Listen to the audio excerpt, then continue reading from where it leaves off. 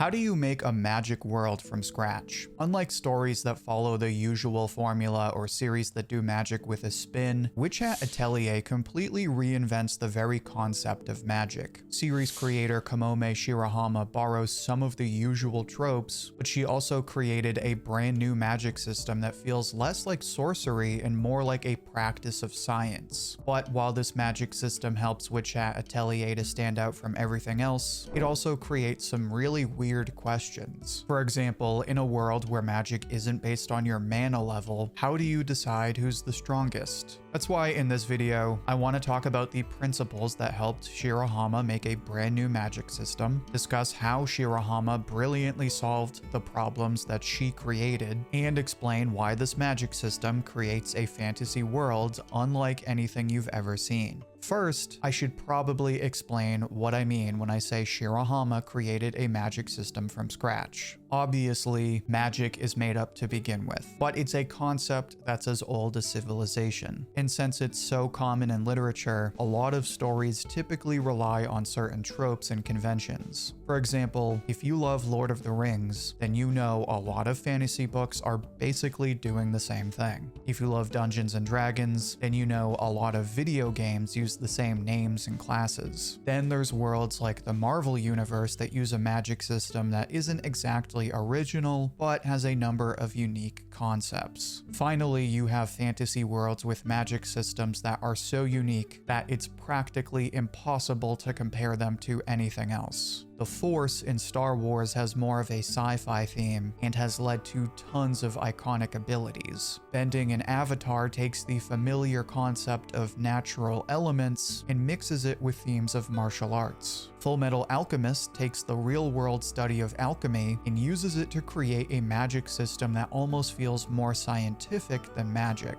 Which brings us to Witch Hat Atelier. Like these last three examples, Witch Hat Atelier is unique in that it does not rely on conventions like mana, gods, or miracles. In Witch Hat, instead of concentrating arcane energy and releasing it as a spell, witches cast spells by drawing runes. These runes are drawn using ink from special trees, and the form of each spell is determined by the shape of each rune. Specifically, every rune consists of a sigil that decides the element of the spell, so fire or water, for example. Then there's signs in the spell that determine the shape, direction, and force of the spell. Finally, each seal will only manifest once it's completed with a ring. The system as a whole is much more nuanced, but this is basically how it works. There's no calling on gods, and there's no incantations. Obviously, Witch Hat Atelier still uses common tropes like wands, elements, and witch hats.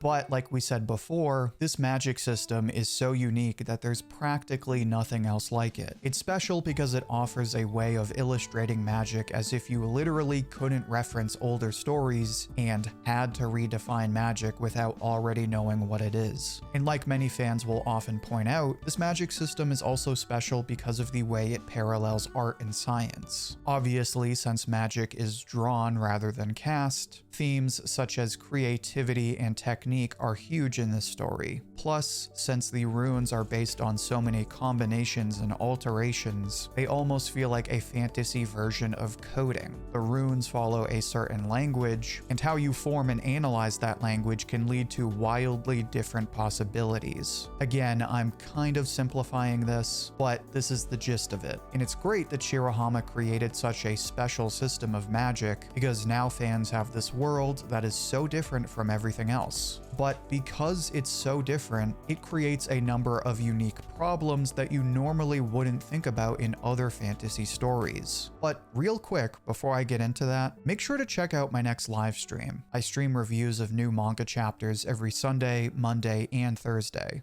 Now, like I was saying, because magic in Witch Hat Atelier is so different, it has a number of brand new questions for fans to consider and obstacles for Shirahama to overcome. The first problem that stands out is actually pretty concerning, and it has to do with fights. In any fight, the winner is usually decided by skill. In hand-to-hand combat, this means whoever is stronger or has better technique. In fights between mages, this usually means whoever has the most mana or has better control over spells. So for example, in Frieren, I don't think she explicitly says it, but it's pretty heavily implied that Frieren would never be able to beat Serie because she knows every single spell and has way more mana. This is how it's been done for thousands of years. So once you recreate magic, you also change how characters win fights depending on the fundamental nature of magic. In Avatar, fights are a lot different because everyone uses chi and not arcane energy, so instead of overpowering your opponent, it's more like a battle of rock, paper, scissors between the elements since they have their pros and cons. That's why the Avatar is so scary, because they basically have an unfair advantage. And when it comes to Witch Hat Atelier, magic is even more complex. The reason you really don't see power scaling for this series is because it's kind of impossible. Not literally impossible, but tricky.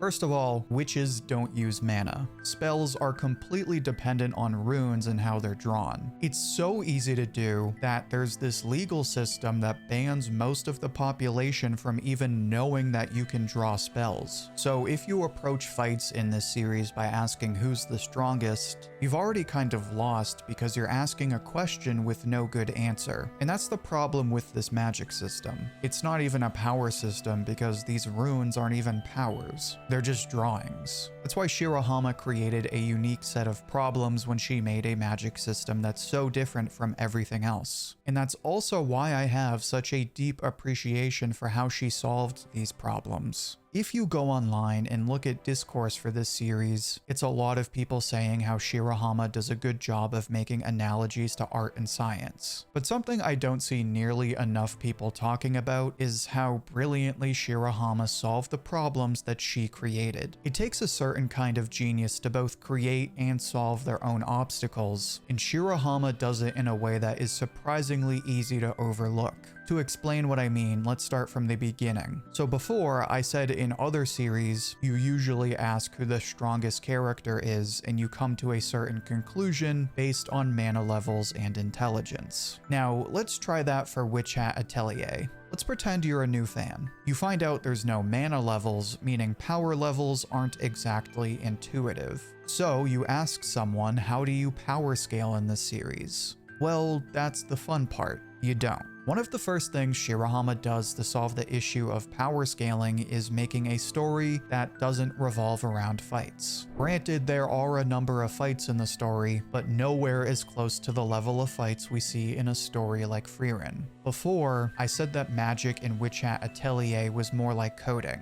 In other words, the witches are essentially programmers. Now, despite whatever lore programmers have made for themselves, they're not actually wizards. They don't battle each other with code. Instead, the skill of a programmer is often viewed based on how well they can approach obstacles using creative problem solving. And that is exactly the way it plays out in Witch Hat Atelier. Nobody power scales in this series because witches aren't talked about in this way. Witches in the story don't even talk about themselves this way. In fact, witches have levels of expertise that they can demonstrate, but like I already alluded to, these are decided by tests that involve problem solving. There's even the 3 Ys, the leading witches. But while they have a lot of political power and are shown to be incredibly smart, they don't really do a lot of fighting. They're actually overpowered by other characters fairly often. So fights do play a part in the story, but they don't drive the story. Instead, each arc is usually driven by a special problem that comes in the form of either a formal test or an obstacle created by the evil witches known as the Brimmed Caps. Essentially, what Shirahama does is make the story fit to her magic system. The characters don't have power levels, so instead of driving the plot with fights and power-ups, she forces the characters to grow by testing their creativity and critical thinking,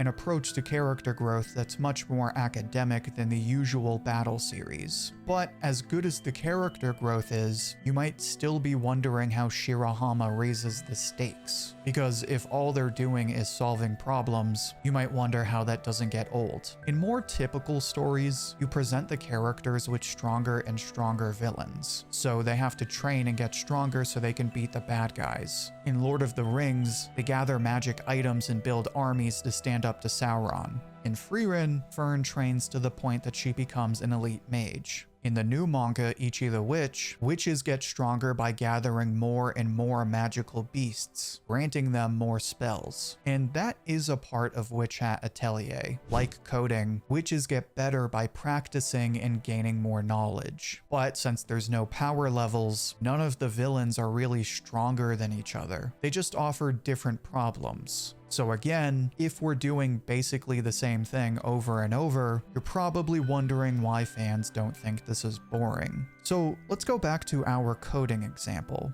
Programmers aren't exactly fighting bad guys. They're usually just solving problems. But programmers have a choice. They can make code for big companies, they can develop software for games, they can even develop malware that allows them to steal bank accounts and break into national security systems. As a programmer, how you solve problems is only the surface. The more important question is, what kinds of problems do you want to solve? This question leads people to become game devs, security specialists, or even hackers. And this is also how Shirahama pushes the characters in Witch Hat Atelier. They're always problem solving, but with each new problem, the characters are faced with more and more ethical questions. Instead of a battle of light and dark, Witch Hat Atelier is a battle of balance and chaos. It might seem like it's the same thing, but order and freedom are two sides of the same coin. They're elements that work together rather than oppose each other. The witches are bound by laws that restrict how they use their spells, but the villains challenge this system and push everyone to use all kinds of magic, regardless of the repercussions. Instead of a struggle to reach new power levels, Witch Hat Atelier offers a struggle to find purpose, a struggle to balance order and chaos rather than choose one over the other. Therefore, it creates a story where characters grow as they overcome increasingly difficult questions about the world they want to create rather than overcoming bigger bad guys. It just goes to show how brilliant Shirahama really is. Not only was she able to create a magic system where she basically built everything from the ground up, but then once this magic system led to brand new problems, she fixed those problems herself with brand new solutions. It's a level of creativity that demonstrates just how incredibly passionate and dedicated Shirahama is. As a result, this magic system creates a story that rivals all of the best fantasies.